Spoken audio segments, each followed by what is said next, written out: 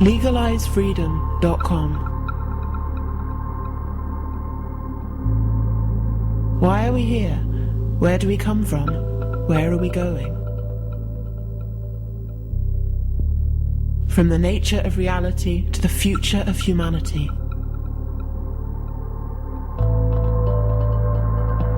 Beyond politics, poverty and war.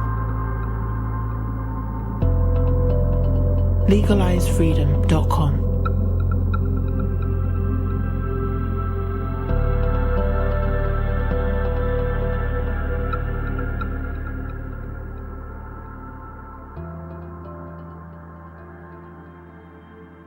Greetings and welcome once again to LegalizeFreedom.com. I'm Greg Moffat and my guest today is Keith Farnish, activist and author of Time's Up, an Uncivilized Solution to a Global Crisis. In the third instalment of our mini-series investigating the inevitable collapse of industrial civilization, Keith discusses some of the key issues raised in his book and just where our advanced but dangerously interdependent and precariously balanced global society is headed. Hello and welcome, Keith Farnish, and thank you very much for joining us today on LegalizeFreedom.com. Hi there, good to talk to you. Now, Keith, today we're going to talk mainly about some of the information and points which you cover in your book, Time's Up, an Uncivilized Solution to a Global Crisis.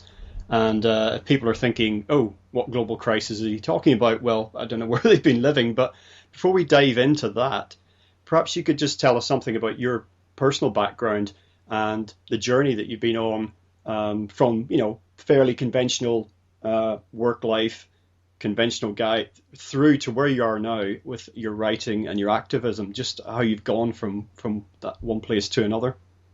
Yeah, sure. It is a fairly conventional background. We were never particularly poor. We were never particularly rich. When I was younger, we had a hotel in Margate on the Kent coast, and they were lovely days, to be honest. I used to spend a lot of my time down there on the coast and just cycling around. In a way, that's something I've sort of throughout my life tried to recapture, that idyll, that sort of childhood carelessness, where really that's something you don't want to worry about, things that adults worry about. And it turns out I end up worrying about all the things that hardly anyone worries about, which is ironic, really. But the rest of my time up to when I discovered activism, again, was fairly conventional. Went to university, got a geography degree, started work in computing because it happened to be something I was good at. And probably about 2000, I was starting to get itchy feet with regards to the state of the natural world. I'd always had an awareness to a certain extent, but it was I sort of wanted to do something. Got in touch with a local Greenpeace group. Thought I was being really radical by sort of standing on corners and shouting and being sworn at, and having hoses sprayed at me and generally being pushed around. But it's actually stood me in quite good stead, because you work out the thick skin, and you start to realize that what people say is out of a lack of understanding rather than genuine hatred of what you're doing.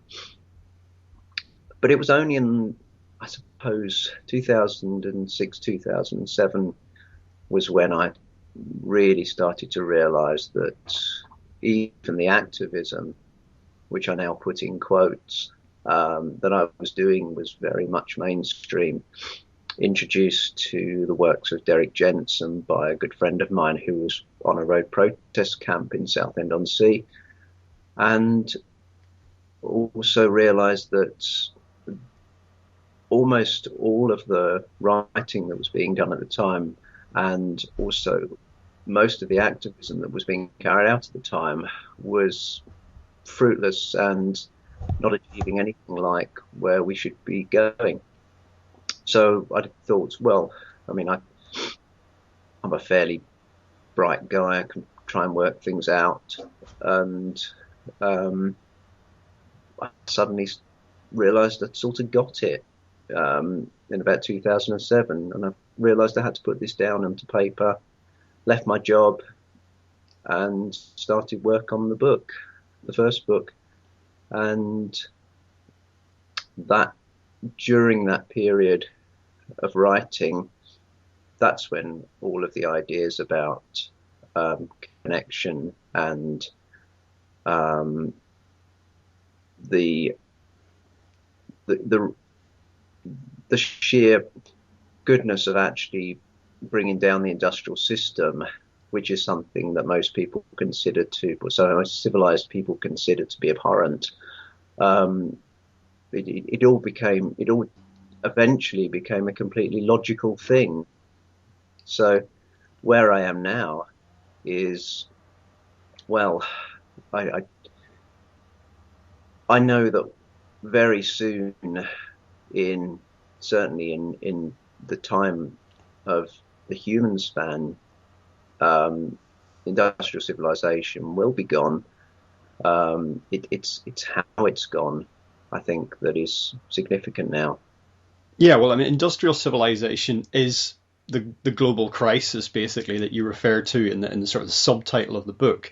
And anyone who has got any sense to look around them and see what's happening understands that industrial civilization is in crisis. But the people, for example, you spoke about who would have heckled you and abused you when you were on green protests, as you said, it was more of a lack of understanding where they were coming from than actual an active hatred of you or what you stood for. And part of it is this unwillingness, this deep psychological unwillingness to really face the situation that we're in and the problems that we're lining up for ourselves, the problems that we're actually living through now, and where that's going to take us. And basically, people can't conceive of industrial civilization that most of us in the West have enjoyed for so many generations. They can't conceive of that going away. However, it's in crisis. It is going away. And in the book, you not only address this, but you say we would be better off if we actually took this thing apart now, if we prepared for its end and started to take it down now, than wait for it to fall apart. And the ramifications of that would be so much worse, rather than if we just act positively now. Yes, that's right. Yeah, I mean, I tend to make assumptions, and you have to make assumptions. It's like if you walk up to someone in the street and you start talking to them, you assume that they can understand what you're about to say, just on a purely linguistic basis. And if they start speaking another language, then it sort of takes you back for a bit until you adjust to that. There's a couple of assumptions I make. Certainly in Time's Up, I make the assumption that people do accept that anthropogenic global warming is a scientific fact, and it's something that is fundamentally changing what we're doing, which is fundamentally changing what's the state of the Earth's ecology. I move forward in that with the new book, which is the assumption that industrial civilization has to go, and that's a huge assumption, and it's self-defeating in a way, because my market rapidly shrinks in terms of readership. I've never sought to make any money out of these books, just as an aside. They've always been released under a Creative Commons license, so anyone can read them and use them and abuse them in whatever way they like, as long as they don't try and make money out of them. So financially, there's nothing in it for me. But I would like to use the market with a small m to try and get this across to as many people as possible who are at least in a position of of being ready to make a change, whether that's a personal change, whether it's a change in their community, whether that's a change in the way they affect other people and the wider system, industrial systems in general. It's a really difficult balancing act. And I've decided, sod it. I'm not going to try and balance. I'm going to say, this is what I mean. This is what I feel. And we've just got to face this is going down, and whichever way we look at it. Now, at the root of the problem is basically an energy crisis. It's energy that's allowed industrial civilization to be built, energy in the form of millions of years of stored sunlight, as they call it, fossil fuels. And lots of people will be aware that energy is a major issue at the moment. What are we going to do?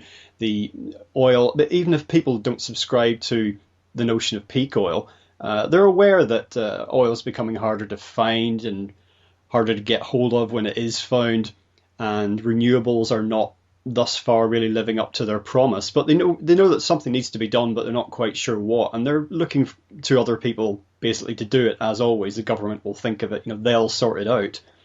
But in your book, you don't actually dive straight in there. Most literature I've read on this topic starts with that basic premise, and that's the chapter 1.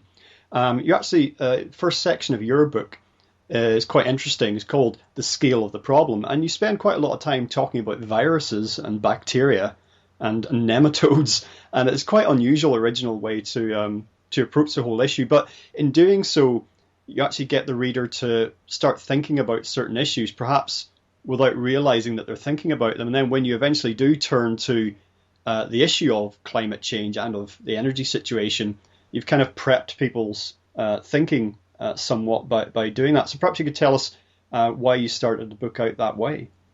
What I wanted to try and do is to try and get people to understand how things affected them.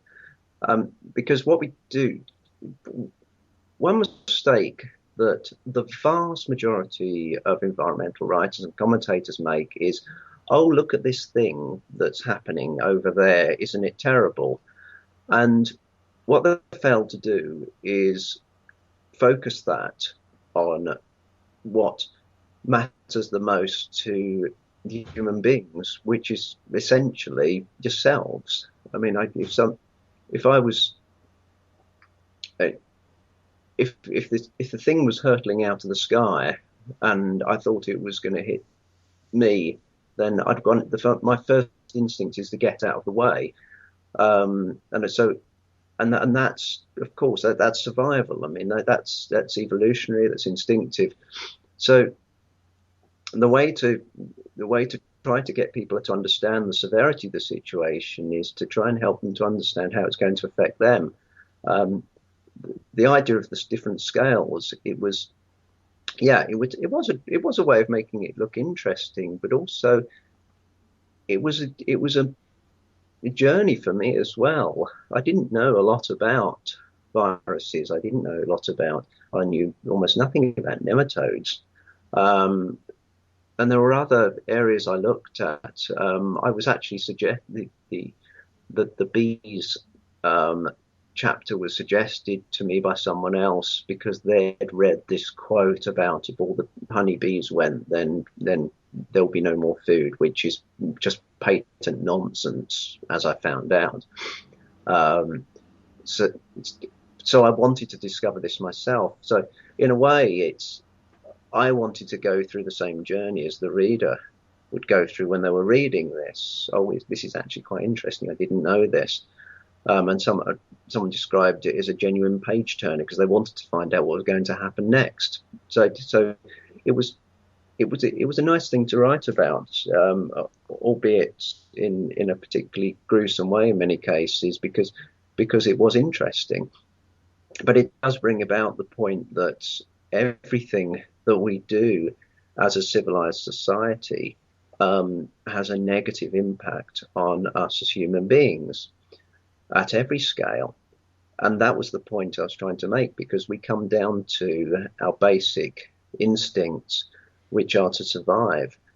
And we have to try and make a connection, which is where this sort of revelatory moment came to me sometime in 2007, standing in a shower, going, ooh, yeah, that makes sense. And realizing that the reason no one had done anything was because people didn't actually make that connection between what was happening and how it was going to affect them. And there was something stopping that happening. And I come to that later on in the book, but these pieces were coming together. Yes, well, in talking about all of this, one thing that kind of leads on from it, and it has relevance to, is the fact that the systems that we have are actually very vulnerable. The market economy that's been built up, our system of commerce, and even our politics all discourage diversity, and this makes them very, very vulnerable to collapse, basically. And this puts us in we've built a castle on sand, really. Mm. Well, it's when you alluded to peak oil earlier on and energy density, the fact that we can dig things out of the earth and burn them, and effectively that's thousands and thousands of years of sunlight. I mean, it's such a bizarre thing. Civilization is a really bizarre. It's a megalomaniac idea that you can pull all this stuff into one place, which, I mean, civilization is down to brass tacks. The idea of civilization is predicated on the creation of cities, the city-state, the agglomeration of thousands, millions of people in one place, with the mass importation of energy, food, oil, etc., into where all these people are living, and then the exportation of all the crap that's left out of that city state or that city into effectively out of sight, out of mind zone. And that can sort of work if it's on a fairly small scale. So civilizations, historically, going back many thousands of years, the Incan, Aztec, Mayan, even American Indians, the tribes had civilization to a certain extent. There were these sort of city type areas, but they didn't have this massive effect on the environment in general because they were isolated, because they were limited to a fairly small area. Where you've got industrial civilization and it's a global phenomenon, that's where civilization reaches its terminal limits, because you can't bring things in from somewhere that is within where you are already. You can't push things out to where there is nowhere to push things out. So we're sort of nibbling at the edges still with the forests and digging down to try and find things as far down under the ground as possible, and with lower and lower energy densities, and it's all really going wrong, because that, with an increasing population, and particularly a population that is becoming increasingly civilized and industrialized, there just isn't that energy density anymore. And anyone who says to you, oh, it's okay because we can get it all from solar energy, or we can get it from wave power or wind power, it's to be quite frank, it's bollocks, because the energy is not dense enough to fulfill the original aims of civilization. You cannot get that amount of power from these low density forms of energy that you did from coal and oil. And that's one reason, just purely from an energy point of view, that civilization will collapse, because there won't be enough energy to prop it up. In terms of economies, I mean, the global financial economy is built on a myth. It is the ultimate Tower of Babel, because there is nothing underneath. There's nothing propping it up. It's not like you've got all this gold in huge bank vaults. What you've got is debt. And all of the global markets now trade on debt, whether that be government debt, corporate debt, things like swaps, so interest rates swaps. It's just nonsense. And having come out of the financial industry, I was working in a financial organization for 8 years, and I was goggled constantly by the sheer amount of so-called money that went through these computer systems, but there was never actually anything there. It was just data. And the global economy is data.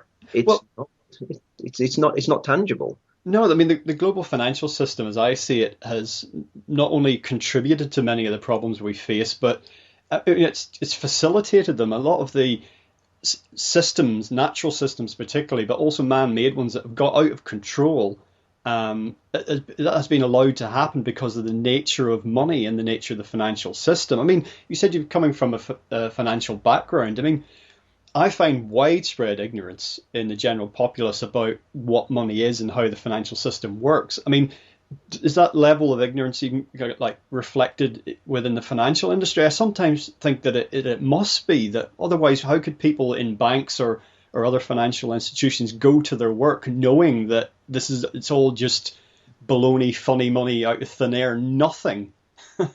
Well, people in banks still get mortgages.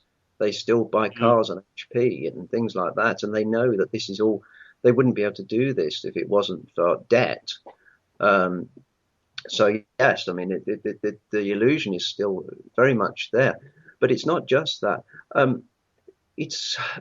is this phrase that's used. It's been worded in many different ways, but essentially it's having a job allows you this level of ignorance. The fact that you have a job, you're doing something, it allows you to deny the impact of what you're doing, because ultimately you want to keep that job. So if your job is based on running a bit of the global financial system, then of course you will make sure you are in ignorance of the impact of that system on society, on the natural environment. And I mean, of course, you can take this down to far more obvious examples, like if you happen to be a person who is responsible for cutting trees down in an area in which there is a deep and complex ecology, where there are indigenous people who may not have been contacted. They are the people who do that. They can do that because they have this denial in their heads, constant denial that what they're doing is intrinsically fine, because they're just doing their job. And of course, we've heard that phrase throughout history many, many times. The fact that people say that doing your job is something that justifies the destruction that results from it, however indirect or direct that is simply a tool of disconnection. And it's allowing people to disconnect from what they do, disconnect the act of what they're doing from the impact of the job that they do. Then there is a mental disconnect there, as well as a physical disconnect, because, of course, the way the corporations are structured, it allows you, as, say, a CEO of a corporation, to be able to make commands, to give orders from the top, and disconnect you from the impact of what happens at the bottom. And the same in the military. You can be a general and you can say, right, X number of people are going to go in and they're going to give their lives. And I mean, it's just an interesting aside, the fact that you've got all these poor soldiers getting killed in Afghanistan at the moment, but they're being killed on behalf of a system, on behalf of a political ideology. The sanctity of life is very much something that I hold very dear. The ability to take life at the sweep of a pen is something I find utterly abhorrent, which is what motivates me to do the things I do. It's not because I don't like people. I love people. It's because I don't like what civilization is doing to people. Well, you mentioned corporations, and it's interesting how, I mean, the corporation could almost be, an analog for society as a whole in the way that we're behaving, in the sense that, there's almost like no one in charge. The corporation is this entity and behaves in a certain way.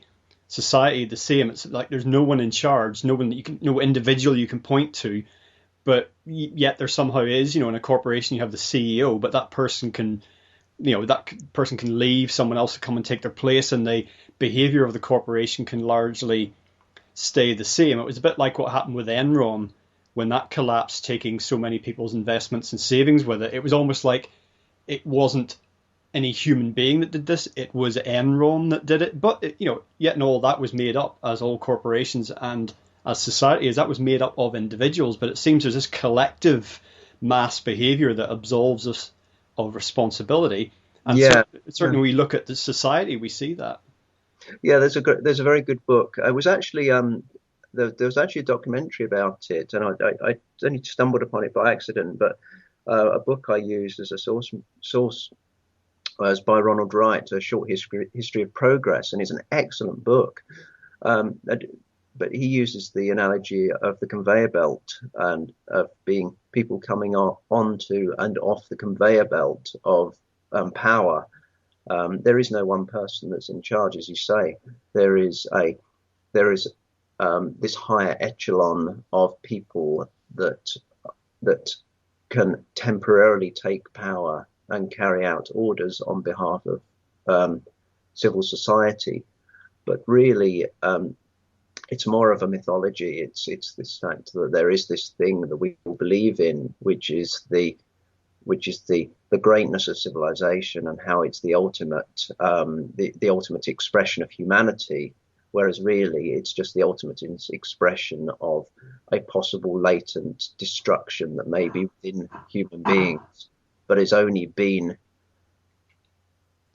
only manifested itself because we've allowed hierarchy to exist. But in societies that have actually existed for far longer than any civilization will, that hierarchy is very ephemeral. It's something that only happens when it's needed. So civilized society is a freak. It's not something that is naturally human, and corporations are well, they're both macrocosms and microcosms of society, because you could say that civil society is just a corporation. Most governments are corporations, in effect. Yes. It's really just another way of, it's just a word really of describing the way something functions. Yeah, well, if people want to grasp this issue a bit more tightly, there's a documentary film. I can't remember who directed it, but it's simply called The Corporation.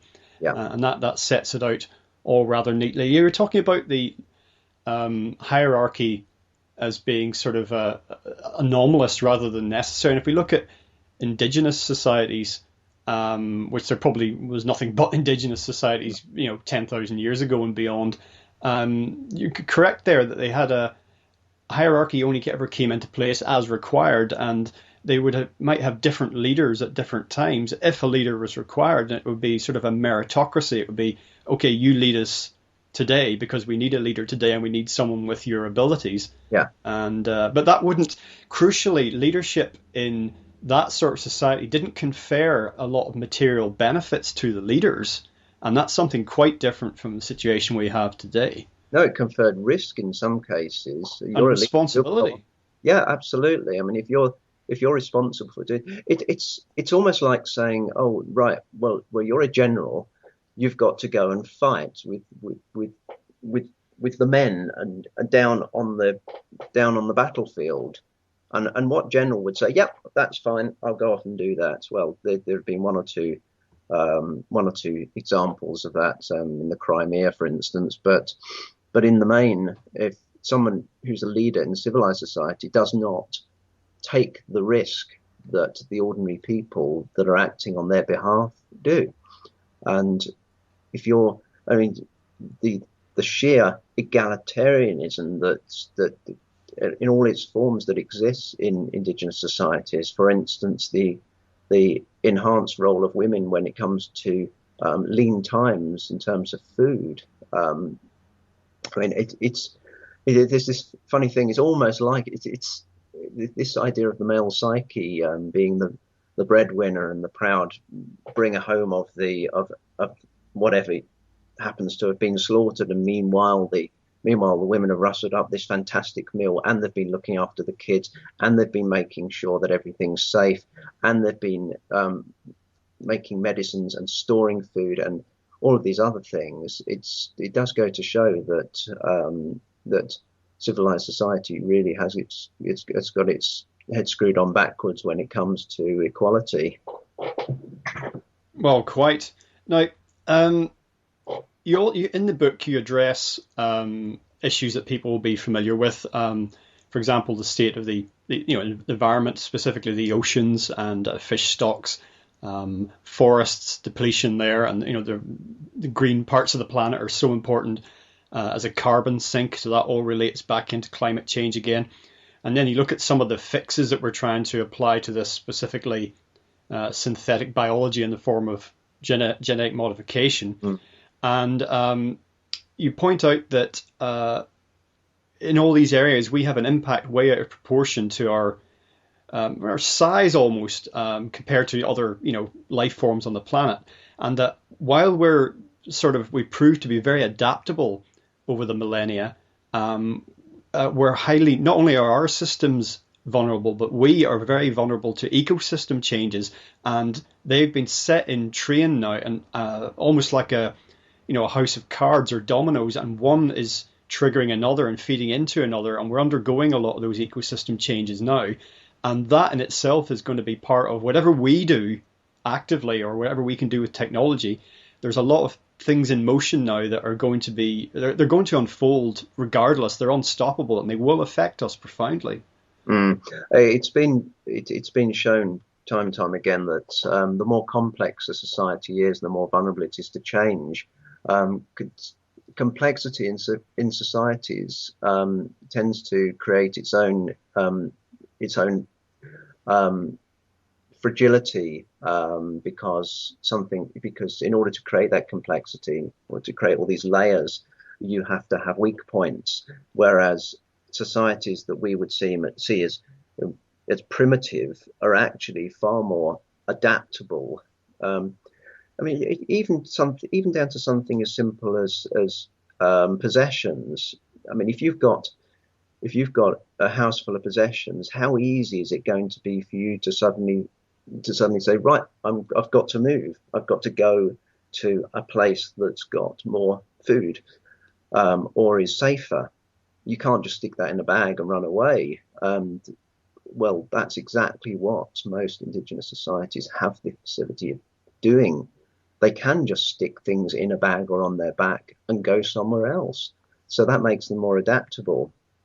Human beings in general, I mean, we've got to distinguish between the types of life that are able to generate energy by the direct, not by consumption, but directly from fundamental sources such as the sun. So a plant, for instance, is able to generate energy directly from the sun, whereas humans have to consume plants. So we're secondary consumers. That makes us vulnerable. And I put in this picture of this empty beach, which has got there are various life forms, types of bacteria that may be able to, that can feed off the raw materials of the beach. There are things, there's life in the sea. For instance, there's algae in the sea that are able to photosynthesize and grow. Whereas the human on the beach, where there is nothing obvious to consume, that human is bound to die. So that makes us very vulnerable to change. And that's something we have to be aware of. I mean, you only have to put someone somewhere where they have no food, and more fundamentally where they haven't a source of water. This is the rule of threes, whether 3 minutes without air, 3 days without water, 3 weeks without food. We are pretty vulnerable. We're not like a snake who only needs to eat once every few weeks.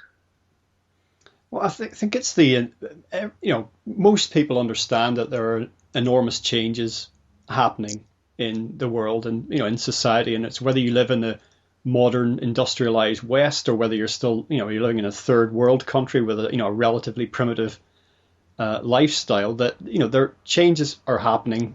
Some are just happening because that's the environment. Some we've caused, and there are stresses coming into the completely artificial man-made systems. But I think it's the enormity of it that prevents a lot of people from even thinking about it, never mind thinking about what it might mean and what they could do in response.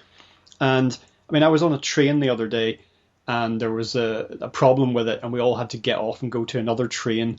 And then there was actually, that was wrong as well, so we had to get off and go to, and this all caused about 15 minutes of delay. But I mean, there's no problem, unless you're desperate to get somewhere, a bit of a problem maybe, but really in the grand scheme of things, not a problem. But I was just stood to one side in all this and just watching certain individuals in the, this is maybe a group of 100 people who were beside themselves, purple with rage, and they were going to write letters, and they'd never been treated this way. And it was such a simple little nothing. And these people have got food, they got beds for the night, they got shelter, they got jobs. They're living, large compared to a lot of people on this planet.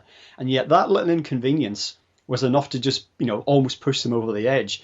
And I think if you then look out at the real problems in the world and where things are headed and what we need to do to try and survive as a species, that it's so vast that it's just too much. So it's better just to keep your head down and keep going, even if you're going to walk over a cliff.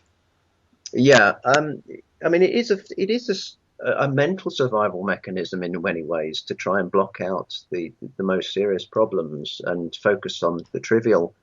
I mean, certainly in my case, I try not to think of quotes environmental issues anymore. I've done that. I've worried about it. I've stressed about it, and I realise that it's happening. And I don't want to see any more news, to be quite honest, because I know what's happening, and it's going to screw my head up if I worry about it. My way of dealing with it is to do stuff.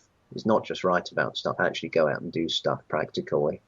But it's not just this personal ability to block things out. It is probably more powerfully the ability of civilization to make sure that people are not aware of what's happening, to create that denial in people's heads such that everything is all right. We will make it fine. We are politicians.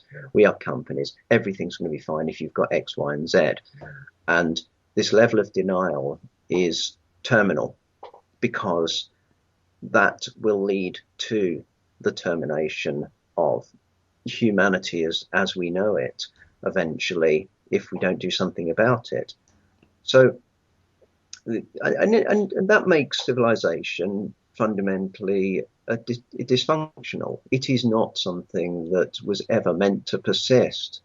Quite how it's managed to persist for so long is simply down to the availability, as you said, of cheap energy. And through this cheap energy, power systems are created, not just guns and weapons of other types, but also power systems such as television. Television is an incredibly powerful force. It allows people to be put in stasis while they watch the goings on of some other person or some other thing in the form of entertainment, and they really care about what's on television. and that allows people to be inert. I mean, if you can plonk someone in front of some talent show for the rest of their life and make sure they're fed and watered, then as far as they're concerned, they'll be pretty happy. And you can't say to people, well, you're not happy. Well, actually, they are. And if you've got the X Factor and you've got Pop Idol or American Idol or anything like this going on in the background, well, quite frankly, that's what many people desire now, because of the the power of these systems over humanity as a whole. It's not, we don't care. We're not connected to the real world anymore, and that's why we don't care, and that's why we don't give a stuff, and why we don't do anything about it. Well, one of the, I mean, it's a small positive, but I still feel overall it's a positive that's happening at the moment and seems to have accelerated since the global financial crash of 2008, is that some people are starting to associate less consumption with happiness, because they see sort of people's overall levels of happiness, and they actually have this thing called the happiness index, which various factors that it measures. And so we're seeing one manifestation of it is people are valuing experiences more than necessarily things now. So I don't know if that's perhaps in all of that, there's the seeds of an awakening to the fact that this system isn't delivering equality and benefits for everyone across the board, and it isn't making us happier overall. In fact, it may be doing quite the opposite. Well, I think you may have made some interesting connections there by what you said. The fact that there has been and is still continuing a global financial quotes crisis, which, to be quite honest, is a great thing, because if you only look at it from the terms of greenhouse gas emissions, there is a direct correlation between economic activity and greenhouse gas emissions. So an economic crisis is an ecological benefit, because there are fewer greenhouse gas emissions, there's less destruction that takes place. But also, by having a less vibrant, less powerful economy, people are less controlled. In some cases, an economic collapse can lead to martial law. It can lead to state control based on more obvious forms of power, such as weaponry, such as a police state. Yeah, that can happen. But overall, I would say that we've got a situation where people are being less controlled, therefore they're able to think for themselves a bit more. So this happiness index, which incidentally originated in Bhutan, in the Himalayas, this is something that, I mean, it's a bit of an artificial construct, because you can't really quantify happiness in any way. And as I said, the person sitting in front of the TV watching X Factor is happy as far as they're concerned. But overall happiness is directly linked to the level of contact people have with the real world, the natural world. And that deep happiness is something that can only be affected by that contact, by that connection, and that also applies to other people as well. I mean, if you need to be connected to other people. The survivalist who goes off and out into the mountains in Wyoming or wherever, and says, right, I'm going to live for myself, and I'm going to survive. Apart from the fact they're very unlikely to survive for very long on their own, is going to be utterly miserable after a short while, because they don't have contact with other human beings, and that's absolutely necessary. Communities are fundamental to happiness as well, and I do see a growth in communities as the global economy is collapsing, because people are naturally gravitating to this much more natural state, which is to gather as smaller groups of people. Yeah, so there's a sort of rise of localism, isn't there? Whether it's, I say economics is one of my pet subjects, and I see a great deal of happening on the local currency front and alternative currency front, not just as a protectionist thing to try and get through tough times, but as as a proactive, positive way to benefit people and what they're doing locally. I think when a lot of people contemplate the enormity of some of the problems that industrial society is facing and perhaps begin to have suggested to them some of the things that might help the situation, their initial reaction is, oh, that means I lose my job. That means such and such factory closes down. That means that I don't get a new car every 2 years. And they start to think in these materialistic terms. But, there is a new way of thinking about these things, which is actually quite ancient, and all, spiritual traditions have it. All indigenous peoples have this understanding that to have less and to do less isn't necessarily poverty. It can actually be a new type of wealth that was actually an old type of wealth, before industrial civilization came along in the first place to deliver all these baubles to us and tell us that in fact was meaning, that was happiness, and that's what life was supposed to be about. Yeah, you need. I mean, to be fair, you do need a safety net for people who are totally dependent on what civilization gives them. So, for instance, if people lose their job and that's their form of income, and income, as far as the vast majority of people are concerned, is money. I mean, alternative currencies are only really relevant, are only really alternative if they're not a form of cash exchange. So there has to be something at a much more fundamental level, such as bartering, and an even more fundamental level, just giving and being given things in exchange for, well, one day someone might do you a favor, maybe they won't. Well, it doesn't actually matter because we're a community and we work together. And that may seem a bit idealistic, but to be honest, the cash exists because people don't trust each other. If we trusted each other, we wouldn't need cash.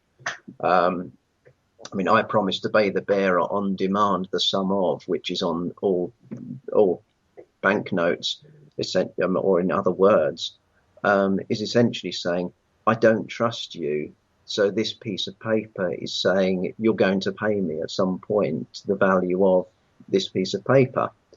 So, yeah, we come back to, we've got to create some kind of structure, and however crude that seems, or some kind of something that's obviously, it's far more organic, and it's something that humans do naturally anyway, so that people have something to fall back on.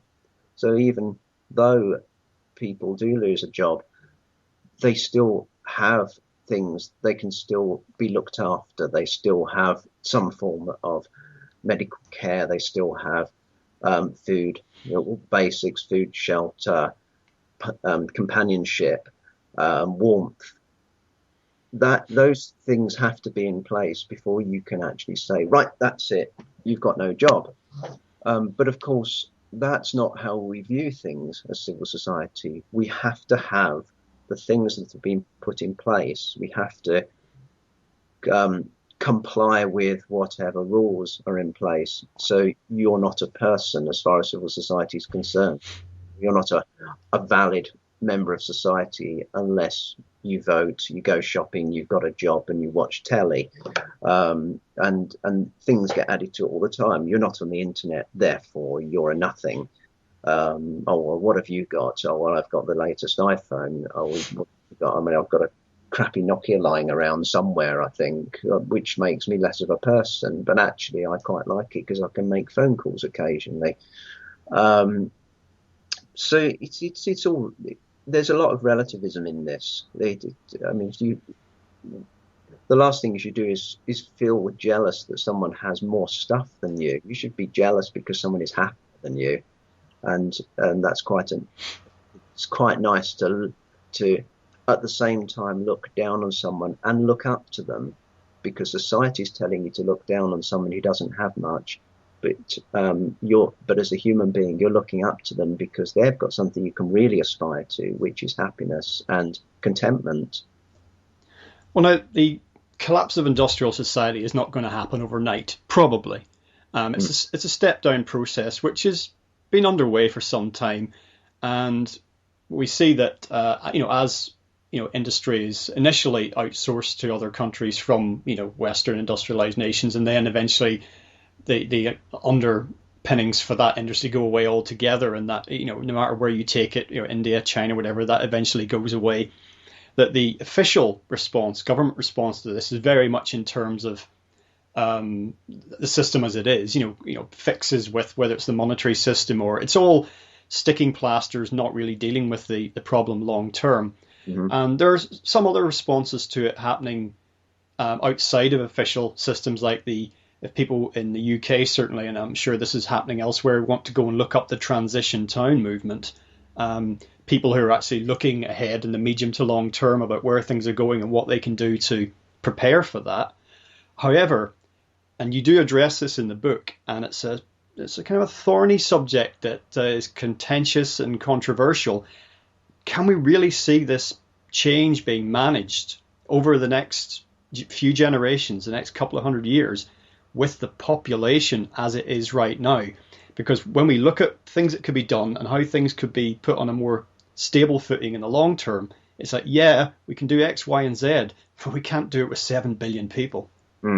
I would definitely agree that there have to be fewer people. It is a horrible thing to think about, because this is what's been quoted a lot. When I said quite categorically, when civilization collapses, there will be massive death, and no one can deny that, because people are dependent on civilization. They've been made dependent on it. And it's a horrible thing to contemplate, but it's a reality that will have to be contemplated because it's going to happen. What I would like to happen is for us to be able to somehow manage that, so that you take away the things that are far less important, but try and sustain the things that are more fundamental to our survival.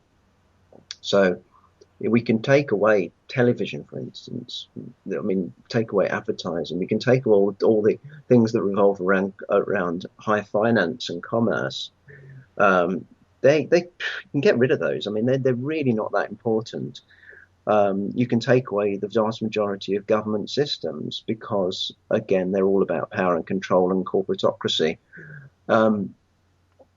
Things you can't necessarily take away straight away are medical care, food distribution. You can't take away sewerage and ways of keeping water clean, because we have this population density, which unfortunately is dependent on a lot of the systems that are in place. If they collapsed overnight, if, for instance, the whole water purification system was no longer able to function, then there would be utter devastation. So we have to have a view to maintaining something like that until we get to a situation where we don't need something like that. And part of that is reducing the population, and certainly population density. High density populations require complex systems. Cities are incredibly complex. Cities require high density solutions to things, and unless people are more spread out, then they need to be maintained. Fewer people is something that we have to be looking towards, and I would much rather have a voluntary system, that's the wrong word, a voluntary move towards having fewer children over the short to medium term, and then have collapse leading to mass die-off. That's a horrible situation, and one way of avoiding it is by having fewer people. Yeah.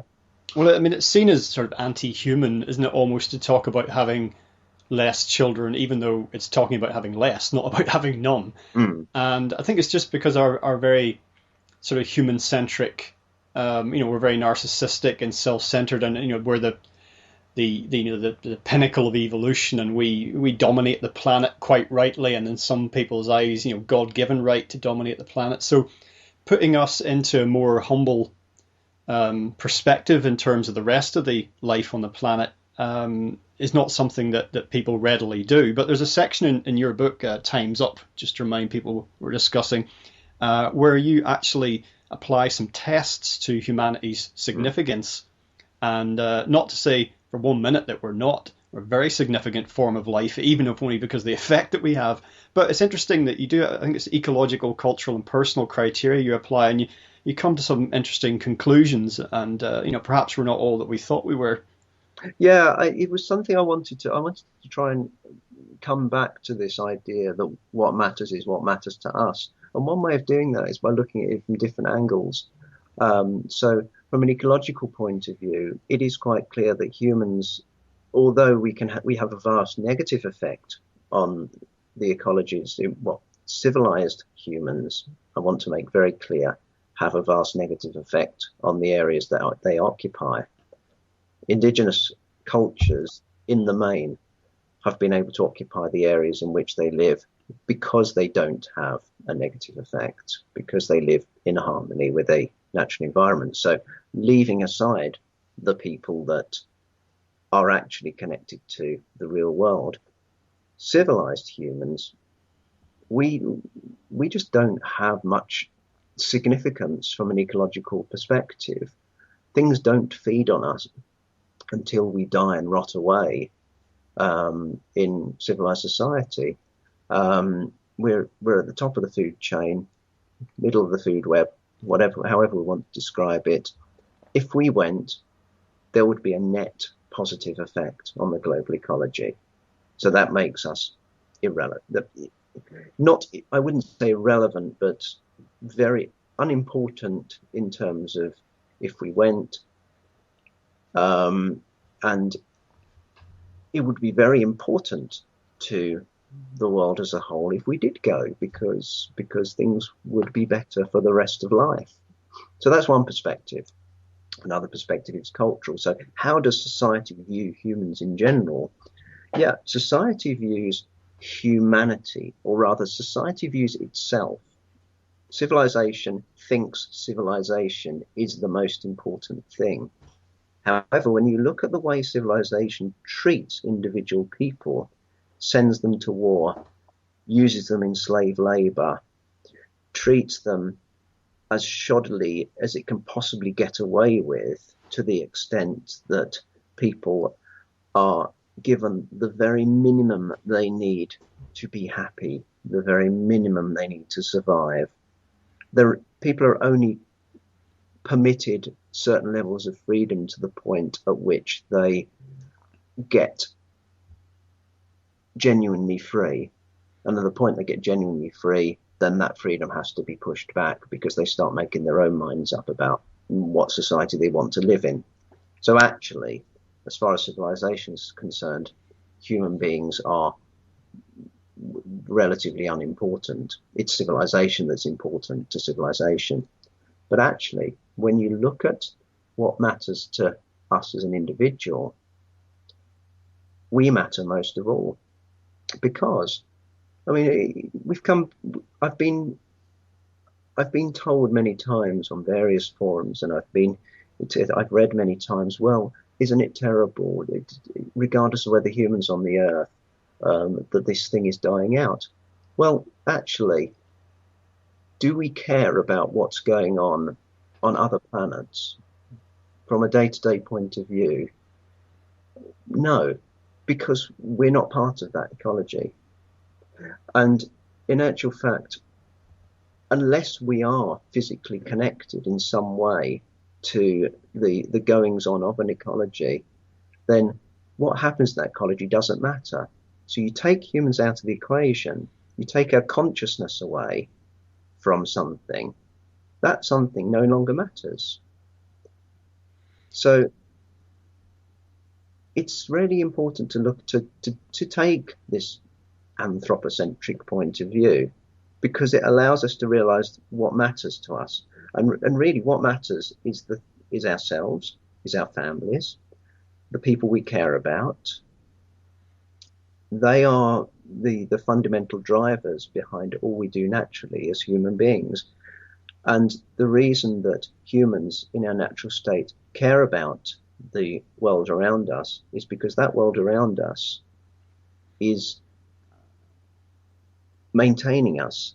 It's allowing us to survive. Because if that ecology wasn't vibrant, if it wasn't functioning at its maximum potential, then we wouldn't be able to use it to allow us to survive. And that sounds terribly selfish, but that's reality. So from a biological point of view, from an individual point of view, what matters is us. Yeah, we're kind of the ultimate, surviving machine. As I said earlier, very adaptable, even though paradoxically we're undermining our ability to survive in the medium to long term. Something you said a moment ago actually reminded me, people might care to, if they haven't already, check out a book called The World Without Us, which is by a guy called Alan Wiseman. And it's a really interesting perspective on if humanity were sort of hoovered up off the planet overnight, what might happen on the Earth in the ensuing centuries. And it's surprisingly business as usual for everything else on the planet. In fact, almost everything else on the planet has a huge boost and sees great benefits from the fact that we're not here. But we are here, and wherever the origins of humanity, there's something amazing is happening, and we have a lot more potential, I think, than we understand, and certainly than that which we've explored. But we do have a vital disconnection with, or we have developed one with the world around us and the systems, which we're dependent on. Can I just pick you up on that point? Yeah, sure. There's a slightly civilized viewpoint there in this idea that we have to aspire to something else, have to have potential. Does it actually, as non-civilized human beings, our potential goes as far as whether we can get something to eat in the next few days? In our natural environment, in indigenous societies, aspiration is almost unknown. This idea that we have to aspire to something greater, we have to be more monolithic, we have to somehow put down our mark in order to show that we are more important than something else. That really doesn't exist. So yes, human beings do have something that is unique. Perhaps maybe we haven't discovered that in other animals because we've only looked from our point of view. But we do have to be careful about suggesting that there is something in humans that is more than we're currently doing. I would say maybe less is more, and our potential is to live as long-term surviving communities in as low impact a way as possible. And maybe that's enough. Yeah, no, point taken, Keith. That is a very good point. And when I said potential, I wasn't necessarily thinking of, in material ways of building and being and leaving a mark behind.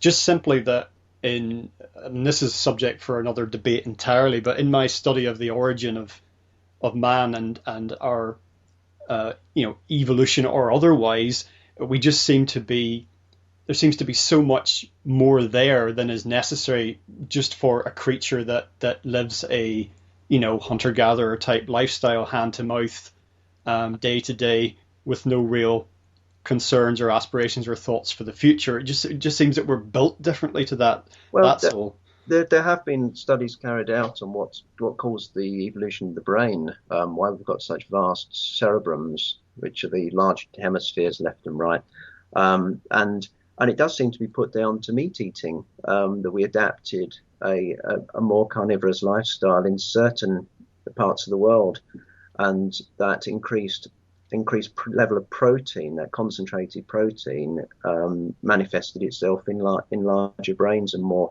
complex structures in certain areas. So it may be that ironically, although in indigenous societies meat generally forms quite a small part, it's something like 15% of in society where societies have adapted a more meat-rich lifestyle, that could be the root of civilized tendencies. And the irony really is, of course, that the more meat you require, the more environmental destruction that's needed. And because really ecologies with any great human density can't support those human beings that have got a very meat-rich lifestyle. So almost like the things that civilization does begat civilization, and humanity in its less carnivorous form. And this isn't some kind of manifesto for veganism, but in its less carnivorous form is probably closer to our natural state. Oh, that's interesting. I'd not actually read that before. Quite surprised that I haven't really. If that's one of the strands of thought. Yeah, I haven't got the references to hand, but certainly it's something that's come up it's quite recent.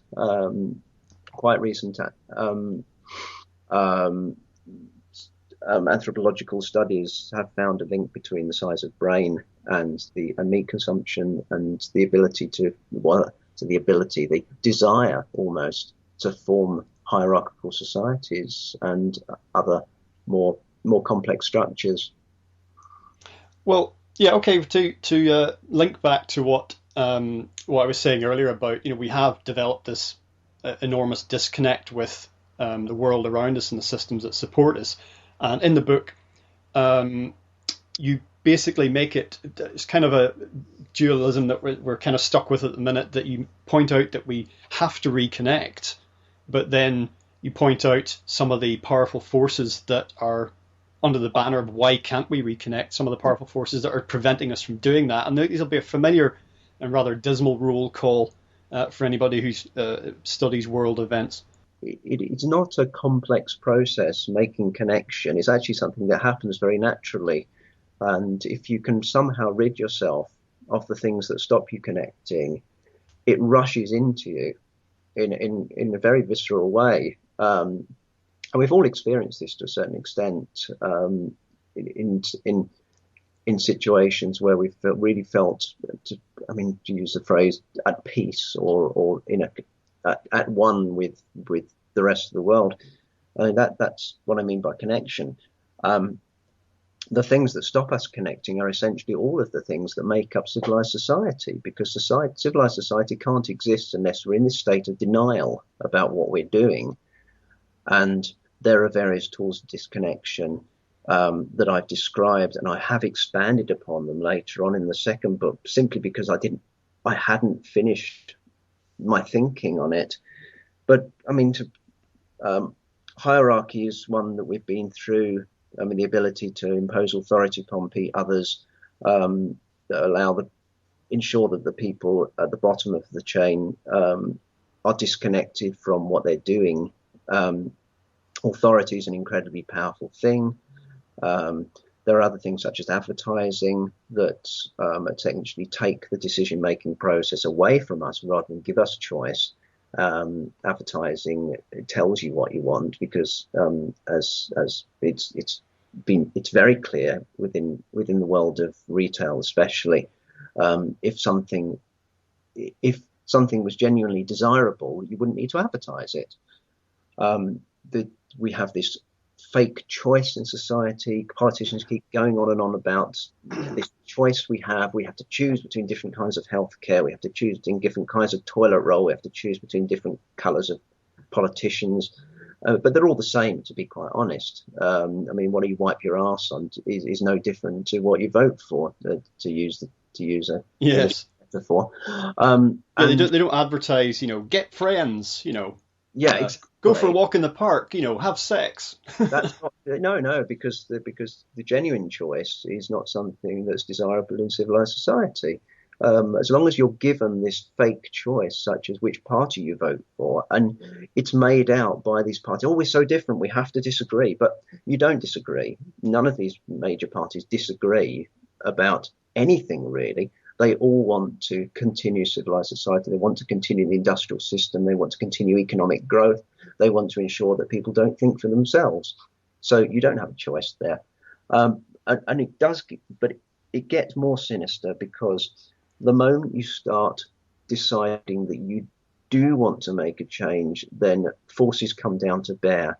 So, for instance, we have to be made scared of the acts that we might do. We're made scared of other things, such as people in other countries, these nasty people who are out to get us. So you have to create this thing called terrorism, because it makes people scared. I mean, people killing other people is murder. Don't give it labels. Terrorism, there's no such thing as terrorism. If you kill someone else, you've murdered them. So if terrorism is a political tool to ensure that large numbers of people are kept scared. So we have to have a war against terror. Eventually, if we do decide to rebel, then we're harmed, and this is where we come down to a police state, or we come down to martial law. And the final one that I talk about in Time's Up is one that no one really expects, which is hope. And this actually came up very, very recently. I happened to watch the Hunger Games. My kids are big fans of the books, and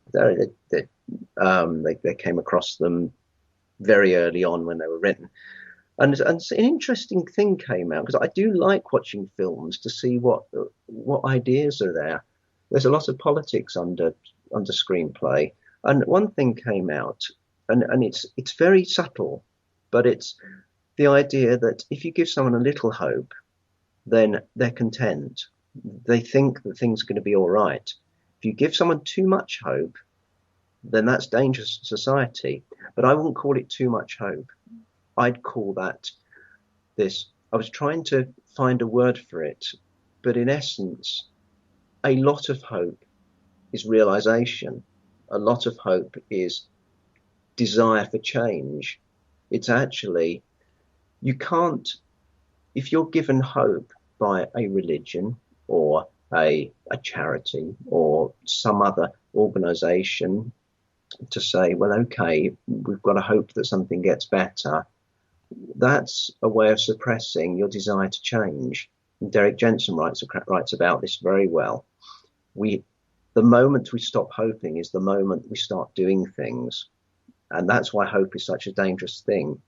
Well, look at Obama over in the States, US president. His campaign, Hope and Change, whereas it was a lot of the former and very little of the latter.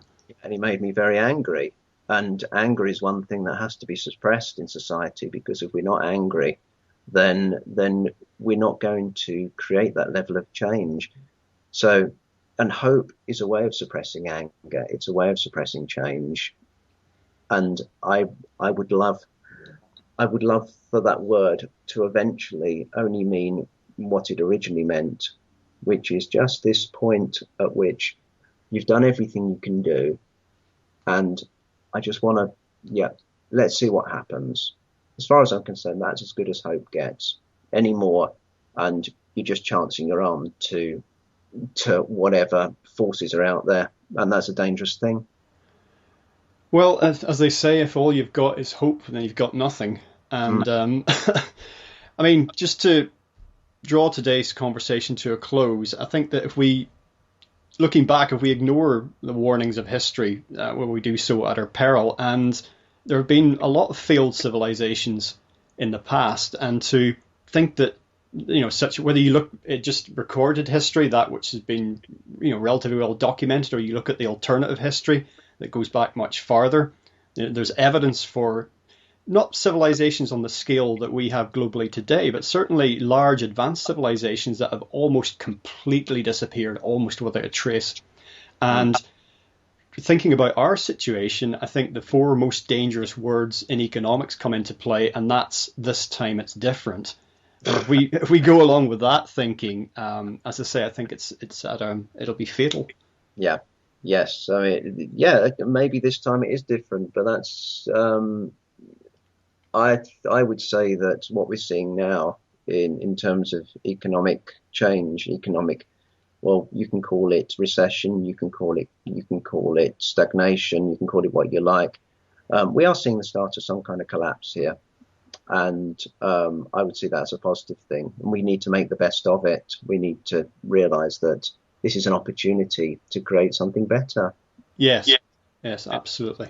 I think that's the key message, really, of Time's Up. And okay, Keith, well, in conclusion, perhaps you could point the listeners to where they can find out about you and your writing, websites, blogs, books. You said you've just completed a new one, and any future projects you'd like to tell us about.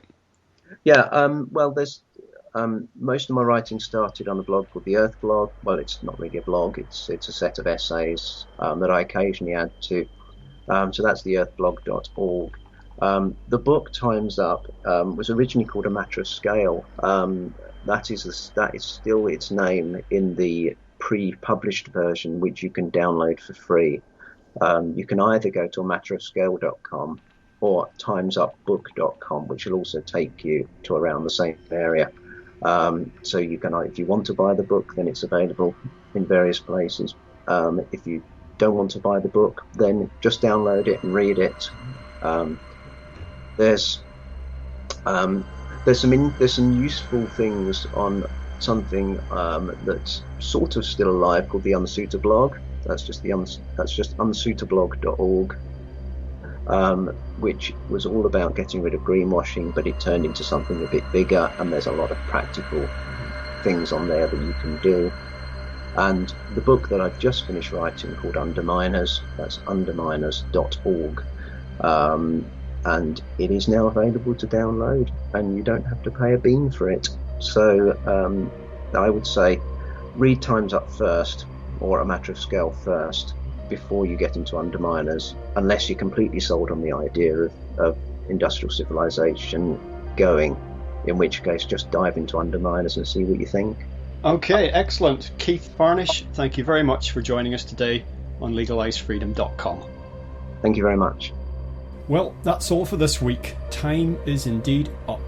As always, thank you so much for listening, and until next time, I'm Greg Moffat, and you've been listening to LegalizeFreedom.com.